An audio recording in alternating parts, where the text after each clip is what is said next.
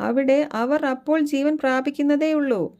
അവർ ജീവൻ പ്രാപിച്ചു, അവർ വാണു, അവർ അനുഗ്രഹീതരും പരിശുദ്ധരും ദൈവത്തിൻ്റെയും ക്രിസ്തുവിൻ്റെയും പുരോഹിതന്മാരും എന്ന് അവിടെ തന്നെ എഴുതിയിരിക്കുന്നതിൽ നിന്നും ഇക്കാര്യങ്ങൾ വ്യക്തമാണ്.